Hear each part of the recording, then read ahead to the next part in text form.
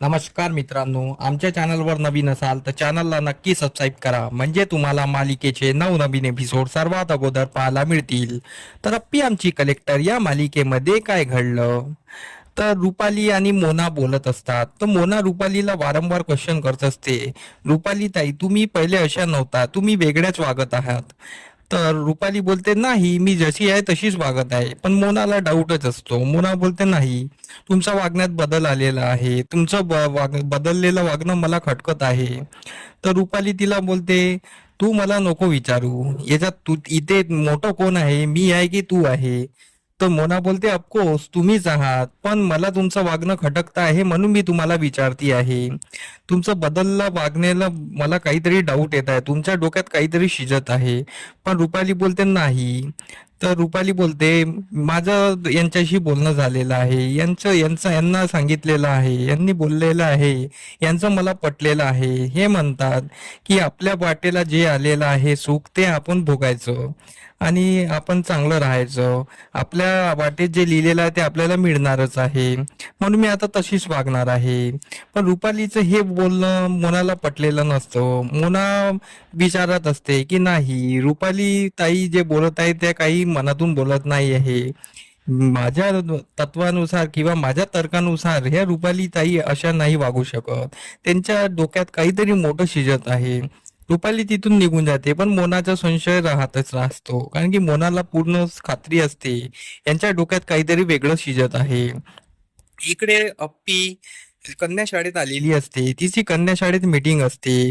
अप्पी स्टेजवर येते, सर्व मुलींचे आभार मानते आणि सर्व मुलींना बोलते की सर्व मुली खूप छान दिसता आहात आणि सर्व मुलींनी आपले मनोगत व्यक्त करावे असं मला वाटते. तर प्रत्येक मुलीला ती स्टेजवर बोलवते आणि त्यांना त्यांच्या मनातील इच्छा आकांक्षा काय बनायचं आहे काय नाही बनायचं आहे त्यांना विचारते. प्रत्येक मुली येतात आणि आपल्या मनातल्या इच्छा आकांक्षा सांगतात. मला हे बनायचं आहे, मला ते बनायचं आहे.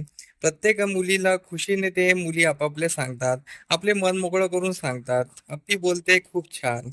आणि एक गोष्ट मला सांगायची आहे तुम्हाला, प्रत्येक मुलीनी बलवान व्हायचं, स्वतःचं प्रोटेक्शन स्वतः करायचं आणि आपल्यावर होणारा अन्याय याबद्दल सतर्क राहायचं आणि नेहमी पुढे यायचं, मागे हटायचं नाही. आपल्यावर होणारा अन्याय या जगांना सांगायचा, लपून ठेवायचं नाही आणि झाशीची राणीसारखं वागायचं, असं अप्पी बोलत असते. तेवढ्यात गायतोंडे बोलतात, मॅडम, आपल्याला दुसऱ्या मीटिंगला जायचं आहे, तर चला, वेळ झालेली आहे. अप्पी बोलते, ठीक आहे. मग ते निघायला जातात. तेवढ्यात एक मुलगी मागे बसलेली असते. ती अप्पीला आवाज देते, मॅडम करून. तर अप्पी थांबते. बोल बाळा, काय बोलतेस, काय नाव आहे तुझं? तर ती बोलते, माझं नाव दिव्या. ती कोचंबलेली असते, तिच्या मनात क्वेश्चन असतात. तर अप्पी बोलते, तुला काही विचारायचं आहे का, काही सांगायचं आहे का? तर ती कोचंबून जाते, तिला काय सांगावं असं वाटत नाही. पण अप्पीला डाऊट असतो की हिला काहीतरी सांगायचं आहे, हिच्यावर काहीतरी अन्याय झालेला असावा किंवा हिला काहीतरी प्रॉब्लेम असावे. तर अप्पी तिला खोदून विचारते. तर ती सांगायला तयार नसते. अप्पी बोलते, तू सांग मला, आज तू सांग.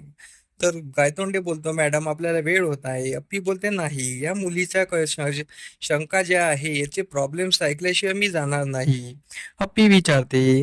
तर ती मुलगी सांगायला जाते, आमचे मॅथ्सचे टीचर आहे आणि ते माझ्यासोबत असे वागतात. त्यांना मला खूप त्रास दिलेला आहे. त्यांनी माझ्यासोबत असं तसं केलं. अप्पी हे ऐकून हादरून जाते. अप्पी बोलते, या नराधमाचा सोक्षमोक्ष लावल्याशी मी आज जाणार नाही. तर गायतोंडे बोलते, मॅडम, पण मीटिंग. अप्पी बोलते, मीटिंगला पोस्टपोन करा, पण या गोष्टीचा सोक्षमोक्ष लावल्याशिवाय मी इथून जाणार नाही. तर अप्पी सर्व मुलींना इथे बोलवण्याचा आग्रह करते आणि तिथल्या टीचरना बोलावते आणि त्या नराधमाविषयी विचारते. तर त्या मुलीला अप्पी पूर्ण विचारते, काय घडलं, काय सांग. अप्पी बोलते, आता याबद्दल पुरावा तर आपल्याला गोळा करावाच लागेल आणि याचा सोक्षमोक्ष लावलाच पाहिजे. तर ते बाकी टीचर बोलतात, मग पोलिसांना बोलवायचं का? अप्पी बोलते, आताच नाही, याचा सोक्षमोत्सव मी लावेलच आणि मी इथून अशीच निघून गेली तर या मुलीचा मनोबल ढासळेल. तिला वाटेल की आपल्या मागे कोणीच उभं नाही आहे. म्हणून मी याचा सोक्षमोक्ष लावल्याशिवाय इथून जाणार नाही. आणि अप्पी सर्व मुलींना इथे बोलावते. प्रत्येक मुलीला विचारते, या माणसाने तुमच्यासोबत काही केलेलं आहे का? तर प्रत्येक मुली कोचंबून जातात. पण मग काही मुली बोलतात, ही दिव्या काय 7-8 दिवस झाले काही वेगळीच वागत आहे. अगोदर खूप खेळायची, खूप नाचायची, सरांसह घुळू मिळून राहायची, पण आता एवढ्यात नाही वागत आहे. मग बाकी मुलीला अप्पी विचारते, तुम्हाला या सरांनी काही त्रास दिला का? सगळ्या मुली मान खाली घालतात. मग अप्पी विचारते, मग एक एक मुली त्याच्याबद्दल सांगतात.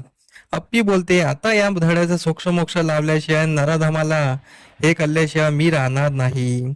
अप्पीचं वागणं पाहून सर्व हादरून जातात. सर्व टीचर विचारात पडलेले असतात.